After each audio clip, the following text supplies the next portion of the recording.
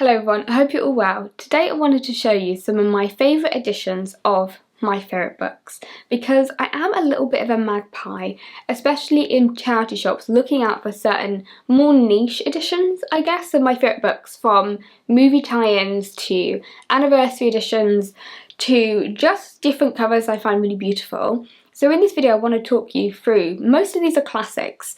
In fact, I would consider every one of these books a classics, but some of them I think there might be quite debate about whether they're a classic or not. But I love collecting books, but not necessarily because I'm going to sell them off or they're valuable. In fact, nearly every one of this book, one I bought at a charity shop for about £1 to £5. But they have a lot of value for me, and some of them are just because they're really nostalgic for me. Other ones I just kind of really want to add to my collection, and I only tend to do this with books that I know I've loved a really long time and therefore will stay with me also for a long time. I wanted to do this video because I know so many of you are also like me in terms of buying different editions, and it is one of those things that looking down all these books that I have near my feet, I feel slightly mad, and it is the same situation every time I go into a charity shop and I have the same conversation, but like, haven't you already got that book? And I'm like, yes, but I haven't got this edition.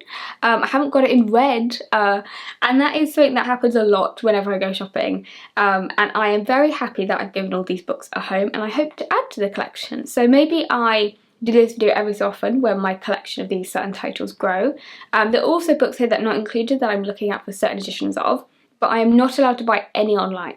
All of my secondhand books I have to find in person because otherwise this would get out of control very easily. For this video I've also decided not to include every edition of all of these books because there would just be so many, so I'm not probably going to include any of my vintage classics or my Penguin English Library classics or my cloth bound classics because I feel like you've seen them all before, but some of these you might not have done. This video is also a nice opportunity to basically just talk to you about my favourite classics. So that's what I'm going to do. And the first book that I'm going to start with is The Great Gatsby by F. Scott Fitzgerald. In total I think I've got 4 editions of The Great Gatsby, but I thought I'd show you these 3 because one of them is also a new find for me. But the first edition is this 1974 movie tie-in edition. I think this edition is actually where my love of movie tie-ins came from, with the adaptation with Mia Farrow and Robert Redford, which is definitely one of my favourites. I also really love this portrait of F. Scott Fitzgerald on the back too. I just think it's really beautiful. There is a little bit of a backstory behind how I kind of got this book, and there is actually a video on my channel that I filmed at university about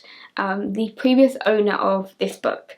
I basically kind of inherited from a friend of my aunt kind of family, and I think it was her daughter was friends with my aunt, and she basically was given a big box of books to give to me, and they belonged to her mother Sheila, and so inside you've got Sheila's name in here. The collection of Sheila's books really spanned her entire lifetime, and you saw her grow up within the pages of the books.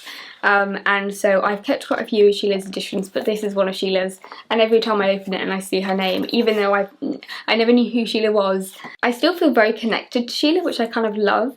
And even looking back at that video I filmed, that was like a lifetime ago, or it feels like a lifetime ago, but those books have obviously stayed with me in the way that Sheila had them, and I've kind of also started to document my own life as well. You know, they've been in York as a student, they lived with me in London, they've come back to York, and so I'm kind of carrying on Sheila's book legacy. This is also why I really love buying secondhand books, because I feel like they come with you with a little story, a little backstory, even if you don't know the person who owned them before you, because I love seeing people's names and kind of engravings that they do at the beginning of their books, and that is also why I'm a massive kind of charity shopper. My next copy of The Great Gatsby doesn't necessarily have an emotional story behind it, but I just always really wanted a copy of the book with the original cover on it. This is actually a 1980s edition, but I basically found it, I think, within my very first few weeks of York, and I'm really happy that I own one, and it's still in really good reading condition as well, which is what all of these books are quite important to me because I still intend to read them all. When I was in London, I was always hunting for an edition with this cover on that was secondhand. I could just never find it, and then within a few weeks of York, even though they're really they're everywhere now, you can get loads of editions with this cover on, for whatever reason I just never stumbled across one, and then in the first week or 2 of living in York I found it, and so it now lives with me. The last edition is actually just really beautiful, and I guess also that's the other thing with me buying books. I'm a sucker for a beautiful book, and this is just a perfect example of it. It is one of the Wordsworth Classics Heritage Collection, and it has a William Morris print. This is Bachelor's button print, and it was just so beautiful. I really like the size of it, and I also just love the the colouring, just the colour of it. So as soon as I saw it, I knew it had to come home with me. And sometimes the decisions really are that easy. I will just treat myself. If it's a favourite book and I'll read it again, why not have multiple editions? That is the entire video. But also the end papers. I'm a big William Morris fan, so I really want to collect more of these editions too. This is my first one that I own. The next book is The French Lieutenant's Woman by John Fowles, which is one of my favourite historical fiction classics of all time. I definitely recommend it. And this vintage classic edition. Now I know I said I wouldn't mention vintage classics, but for me they tend to be the books that I started with. They're like my beloved starter series, and I just collected them for years. As you'll see, there's quite a few red spines, but this edition I already had a copy of this because I read it for my A-levels and I did an essay on this in my A-levels, and I just kind of destroyed it with all my annotations. And then when I went to Lyme Regis in 2016, I think, I bought a copy at Lyme Regis. So I guess this is also the other thing. Quite a lot of editions I will buy editions of books specifically where they are set, because that kind of the connection between the location and the book as a physical object for me always feels really important, as if it, like, even though they would have probably come from the same depots, printed in the same place, for some reason the book has a certain, I don't know, feeling about it because it's from the location. I also have 2 movie tie-in editions of this book with the Meryl Streep movie, and another thing to know about me is that I'm a massive Meryl Streep obsessive. So many books, and in fact I read The French Lieutenant's Woman in the first place because Meryl Streep was in a film of it, and so when I saw there were editions of the books with her face on, it was like instant buy for me. What I love about these 2 editions, and actually I feel like is kind of rare, is actually the fact that I have a hardback movie tie-in edition as well, which I haven't, in my little years of collecting, I haven't seen. So the hardback I bought in Morden at the National Trust shop there at Morden Hall, which is one of my favourite places to buy second-hand books in London, and this hardback I just have never seen a hardback of a movie tie-in release, but maybe that was something they did. And then when I was in York, I stumbled across this paperback tie-in edition, which is really different to the hardback. So I should have maybe done some research on the different editions as to why was one brought out in hardback. But there is something really just striking about this paperback, and I also really love the film, even though it's very different. I love anything Meryl Streep's in, but it is, yeah, it's different from the book, but I just think it's really striking. So it was another one for me to add to my collection. Very quickly, I'm going to show you a singular edition I have. And it's not singular because I also have the generic kind of Rago paperback for this as well, but I would love for them to re-release that paperback. But it is The Thornbirds by Colleen McCullough. The Thornbirds, especially the TV series, has been an obsession for both my mom and me for years. We know every single line from the TV series, and this is the edition. This isn't her exact one, but this is kind of the style of edition that my mum had. So I really wanted it because whenever I've kind of looked around, this has been like the iconic cover of the Thornbirds.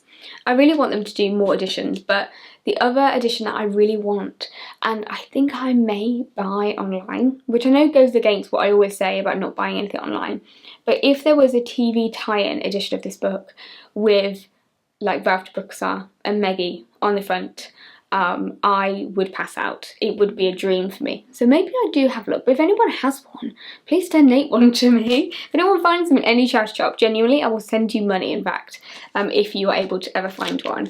But this is the edition that my mum had in this style, and I realised throughout this video I would definitely refer to things as kind of vintage, and I know that will offend many people, including my mum, the idea that a book that she had would now be considered vintage. But this edition was published in 1978 and it came out in 1977, so kind of the year after publication. On quite a few of these I've left the charity shop pricing on that, and for £2 when I saw this, I was never going to leave this in a shop for £2. Now it's time for a little bit of Ian Forster, who's one of my favourite writers, and I don't feel like I talk enough about my love of Ian Forster, but I'll start with a review because this is actually my mum's favourite Ian Forster book, and it's also her favourite film, I think, of all time really. And as soon as I saw this, I associate this so much with my mum that I bought it for that reason, and I do actually have another edition that I think I would like to give it to her, but my mum, unlike me, does not like clutter.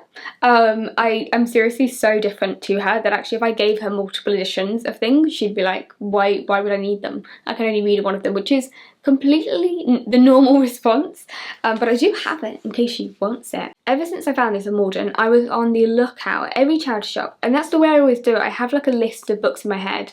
Then every time I go to a charity shop, I look for certain authors or certain editions, certain books. And ever since this one, I was obsessed with finding The Howards End.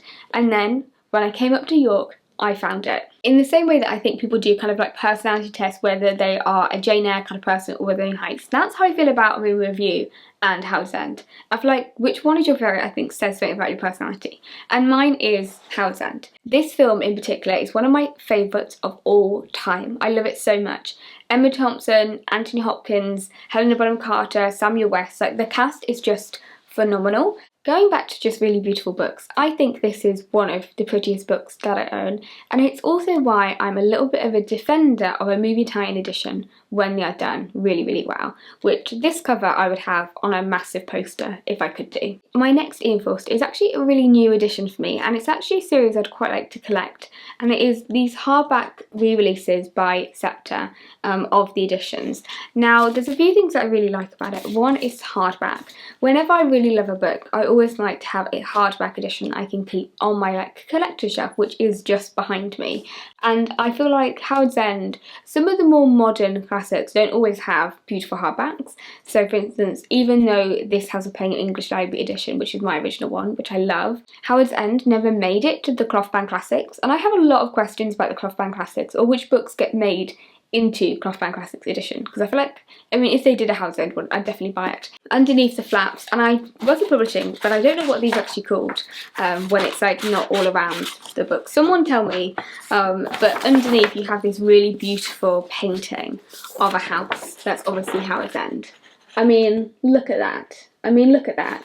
And each, obviously, book has a different almost like location underneath it.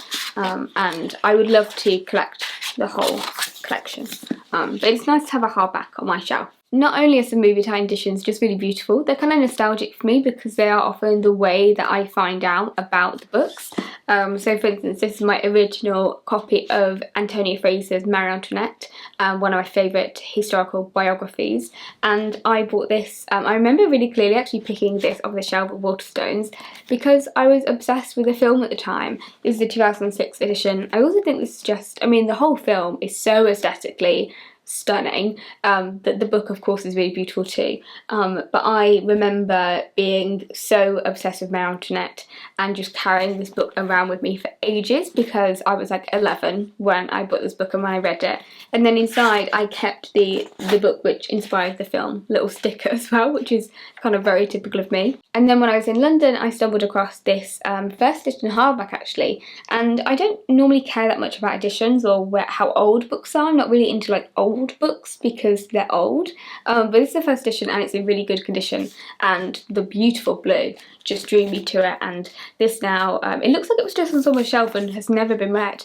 and I guess it also stands on my shelf not being read because when I reread it, I reread my kind of battered edition. I think last year or 2023 I reread it, and yeah, it's a biography that just stands the test of time. Thinking of first editions, I think the only ones I actually own are my first editions of Wolf Hall and Brig at the Bodies, both of which I bought in a charity shop because I read them years after the fact. But I just really wanted to have hardbacks of this series, and I actually bought the re-released editions of the paperbacks when Mirror in the Light was published in hardback, and at the time they did also do those books in hardback that I kind of regret not buying. But the reason I really love these editions is actually the end papers of Bring Up the Bodies. I still need to remove the Waterstone sticker that was obviously in the charity shop with it, and again it's £1, really good condition. The reason I love this is these amazing Anne Boleyn end papers. Like this is my dream. Both Ben and I really love the Wolf Hall series, and actually my favourite book is Wolf Hall and his is Bring Up the Bodies, and so we actually have these both on display in a little shared bookshelf we have in our living room, where we kind of have our joint favourite books. But yes, I love these. Also on the theme of Tudor historical fiction, I have The Other Boleyn Girl by Philippa Gregory.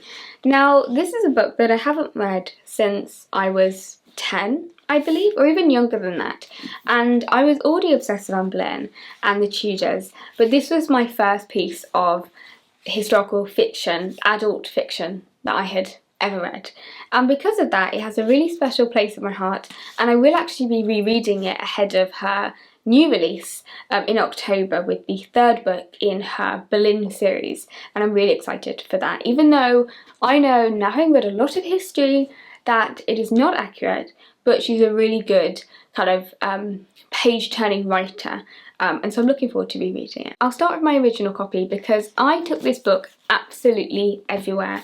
There are so many pictures of me as a little girl carrying this book around because I was just obsessed with it. I was absolutely obsessed with the story. I felt like I was a proper grown-up reading this.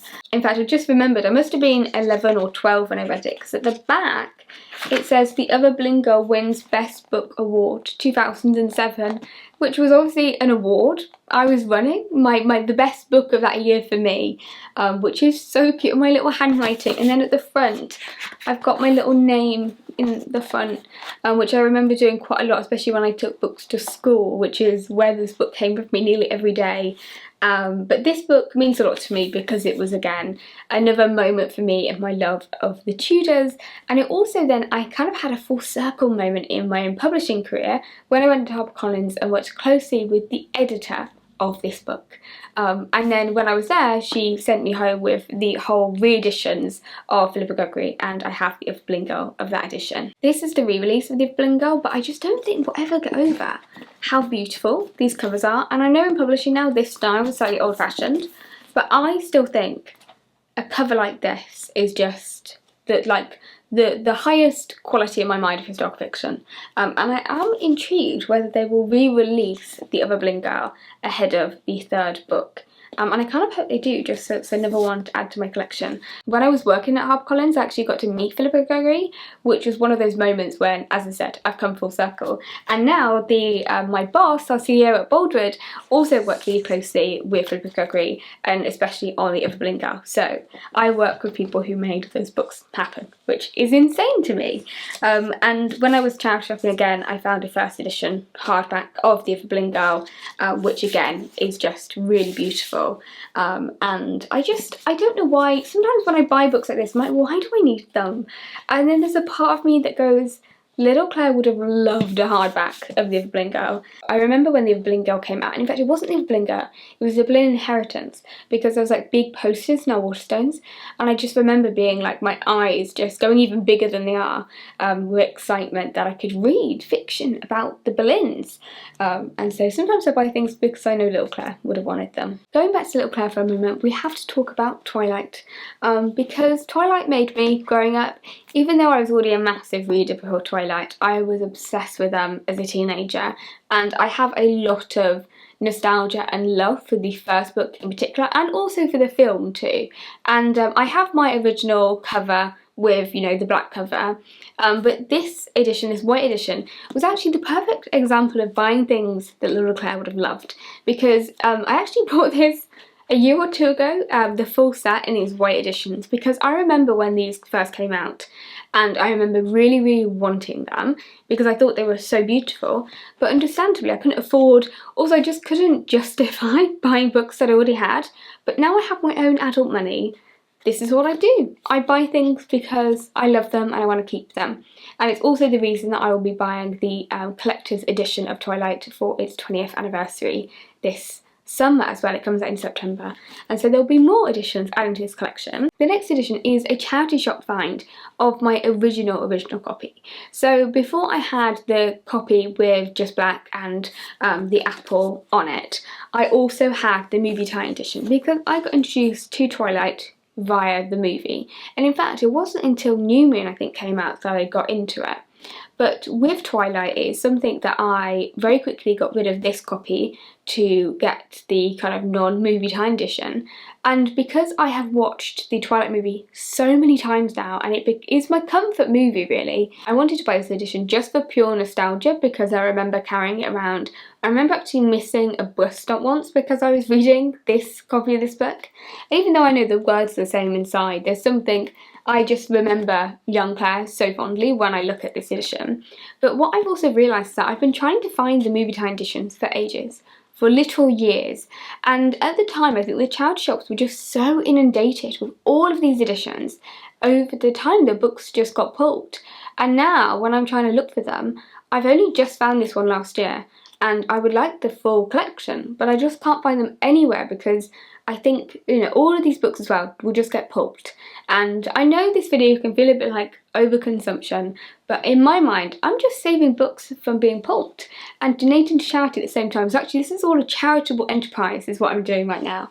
But I would love to try and find more of the editions. Before I go back to talking about classics, which I'm sure is probably why you're here, and I guess you probably weren't expecting me to talk about Twilight, I wanted to talk about another one of my favourite kind of modern novels, and it is Jonathan Strange and Mr. Knoll by Susanna Clarke. And this is an edition I actually bought yesterday for £1 from a charity shop because I really love it in red. Even though I also have it in black, which this isn't my original edition because I had the movie tie-in edition, which actually I also saw it in charity shop, but Ben said that Jonathan Strange and Mr. Knoll, one extra edition was enough for at least one day of purchasing, but it is still in charity shop in York and I kind of want it. But I don't think that's logical, me speaking. So I have 2 editions of the paperback in these colourways, because why not? I think I love the red. I said to Ben when I bought it, it's almost like we have his and hers now, because this black one is actually a copy I bought for Ben because I read it and knew that Ben would love it, and I think it was one of the first books he read for my recommendation, and now I have a little red one. But I also have another paperback, which is probably one of my favourite covers of all time, and it is this really beautiful Bloomsbury Classic edition, which I'm obsessed with. I think it is so beautiful, and this isn't a reading copy for me.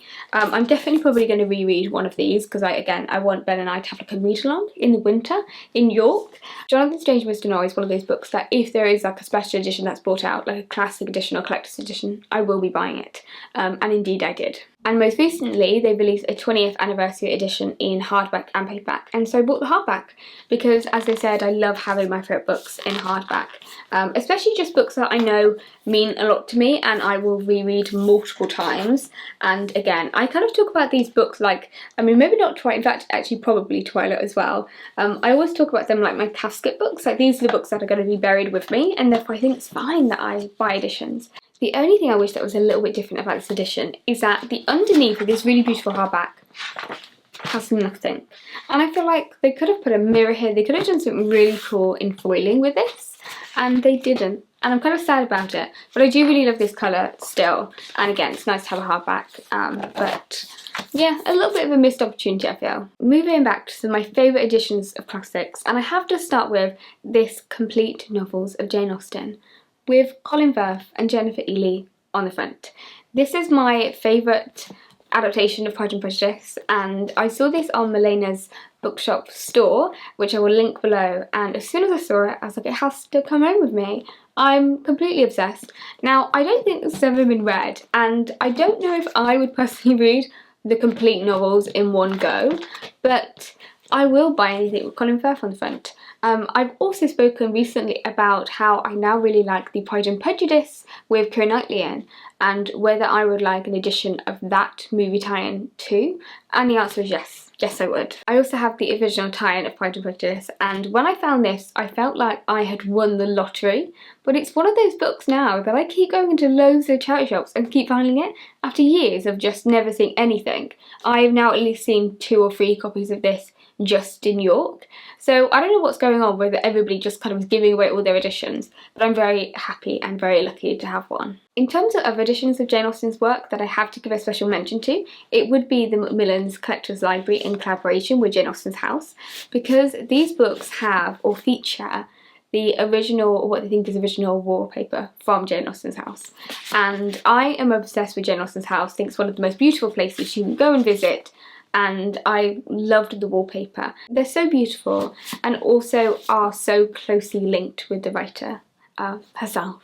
And I love the green one. In fact, I love all of them actually, because this is really stunning in person too. I know I said I wouldn't talk about Clothbound Classics either, but I will break that for Emma, because this is the edition that I bought ahead of my wedding. It is the book that Errol read from at my wedding. The book now also contains the letter Errol wrote me for my wedding, and also a bit of blossom for my wedding day. So some of these are just very special too, and sentimental, which is kind of sums my entire personality up. Next up is Daphne du Maurier's Rebecca, and I'm going to start with my folio edition because I feel like I don't give this folio edition that much love. Also because the slipcase has kind of a lovely art on it too.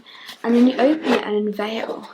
Yeah, just like on kind of a piece of her writing paper. I mean, look at how beautiful that is. I also really like folio editions because of the artwork inside them too. And I just think, I mean, come on. But this just felt like something, like I can imagine in Rebecca, that Rebecca might have a notebook that looked like this. You know, this feels like Rebecca to me. And I like when novels, and obviously because of the artwork as well, when you feel like actually the publishers have really thought about the meaning of the book and how they want to present the book in a very particular way. So this I think is actually one of my favourite folios. Then we have probably one of the best charity shop finds of all time, this cheap edition of Rebecca. This edition came out in 1948 and it's extra special because it has an inscription inside. And it says, "To Barbara, on the occasion of her 15th birthday, with our very best love and wishes, Mother and Dad." And also I was 15 when I first read Rebecca, so that always felt really special. And I think of Barbara quite a lot, even though I obviously have no clue. I've imagined a whole life for Barbara, a bit like going back to Sheila at the very beginning of the video. But I really love this. My latest copy of Rebecca is this Rago Modern Classics paperback in their kind of dark romance series, and I am obsessed with these covers and how they look, and I do want to get the entire collection just because of how they look, and that's fine. I'm allowed to do that now I've got my own money. Now moving from Rebecca to Jane Eyre, and really it should have been the other way around, but I have a lot of editions of various Brontë novels, but I think actually Jane Eyre might be the book that I have the most different editions on. I'll start off with this vintage classic because this was my original edition, but this wasn't my original. I didn't own this one. I rebought this, and actually as I'm going older, rebuying my original editions of books is something that keeps on happening, but this is the book that I discovered Jane Eyre with, and so I really wanted to buy it because I remember taking this edition with this cover around school because it didn't look like a classic, and then I could kind of pretend that I wasn't such a nerd. Next we have my yellowback edition of Jane Eyre. This is a collaboration between Dewey H. Smith and Vintage Classics to celebrate the 225th of their yellowbacks, which were just kind of from the Victorian age, very popular books, you know, circulated, printed to be sold by Dewey H. Smiths in railway stations. And so I have a couple of classics in this edition, and I just love how dramatic and pulpy they look. And I think this is my favourite one, definitely. It's this kind of very dramatic Jane and Mr. Rochester on the cover. I also recently in Oxfam had a great Jane Eyre find with this 2006 TV tie-in with the Ruth Wilson film, and even though it's a bit kind of sun-bleached, I'm not mad at it. And also it's in really good kind of reading condition as well. In terms of other kind of Brontë tie-ins, I would love to get the Wuthering Heights. I don't know if they ever did a tie-in. The TV tie-in, if there was one, of the adaptation with Tom Hardy in, because that was the adaptation that led me to love Wuthering Heights. But I'm really glad to have this Jane Eyre one. I've also recently talked quite a lot about my love of the vintage collector's classics they brought out with the sprayed marble edges and the little hearts on them. And I recently read Jane Eyre in this edition, but I've also got Wuthering Heights, and I really want to collect. This is like the edition of classics that I think I just really want to collect everything, and they are bringing more out, which has made me really happy. I just think both of them are so beautiful. Jane Eyre and Wuthering Heights are also books that I have in folio editions in this kind of series that they've done for the Brontë sisters, which I love, and I don't yet have Anne Brontë. So when I reread Anne Brontë for my kind of Anne Brontë month in June, I will reread The Tenant of Waterfall Hall, and then if I love it, I will get it in folio. But folios have always been gifts that my mum has given me, and even though they are both by different artists, there's a similar kind of aesthetic look to them, so they all look beautiful lined up. As always, I'm blown away by the art in the folio editions, but I think the Wuthering Heights one actually might be my favourite of my collection. I also wanted to give a little shout out to this HQ edition of Wuthering Heights, which over the years has become, I think, one of my favourite editions. And this was actually brought out by HQ because of Michael Stewart, who did the foreword of this book. He wrote a book called Ill Will, and they brought out a copy of Wuthering Heights to go alongside Ill Will. And I remember when this book came out when I was working at HarperCollins, and I snatched this hardback edition as soon as I could do, because I just think it sums up, it just feels like Wuthering Heights to me. And again, I really love where classics, especially the covers, feel like the novels, and I just think this is beautiful. There are just so many different books and different editions that I could share with you that I really had to pick out my highlights, and these were just my highlights. But I wanted to end, of course, with Virginia Woolf and a few of my highlights for my Virginia Woolf collection. In my recent video, Analysing Mrs. Dalloway, I spoke quite a lot about this edition and also the different editions that I do have of Mrs. Dalloway. But this one with the original cover from Hogarth Press definitely is a favourite. And I then went ahead and bought a little necklace of it, which I feel like is true dedication. And I also love this necklace, so I will link the owner, the creator of this below. But this has always been a special one, you know, for the 100th anniversary. But there is a second anniversary edition that I bought that I really wanted to share with you, because I was really hoping it would arrive on time for that video, but it didn't. It arrived on like the 15th of May or something rather than the 14th. And this is a Hatchard's Library edition with Hatchards on it, obviously, and Mrs. Dalloway as featured in the novel, and on the back it says, "What was she dreaming as she looked into Hatchard's shop window?" What is special about these editions, they're all numbered, and I don't think I own any of the numbered books, which is quite exciting, but it's also just really beautiful, good quality edition. And inside there are William Morris end papers, which you know I love William Morris, and it's exclusive to Hatchard's, a part of Hatchard's Library, and a novel that is so linked to Hatchard's for me. I was kind of waiting, wondering why they didn't already have Mrs. Dalloway, but now I know they're waiting for the 100th anniversary, and so this is a very special edition. And I also love that it's in the Hatchard's green as well. At the same time as releasing that edition of Mrs. Dalloway, they also released To the Lighthouse and A Room of One's Own, and I was especially excited for To the Lighthouse because, like Mrs. Dalloway, this cover from Hogarth Press I had in my university room and in like basically every place I've ever lived on my wall. So again, it's better to have the actual book of it too. Keeping with To the Lighthouse for a moment, I found this edition, this Hogarth Press edition from 1963 in a charity shop in London for 30p. What a steal. It was originally a library book from the London Borough of Brent, which is funny because I didn't buy it in Brent, I bought it in Croydon, so it had actually travelled quite a little bit. But what I also like about it is that it went into the library in 1966.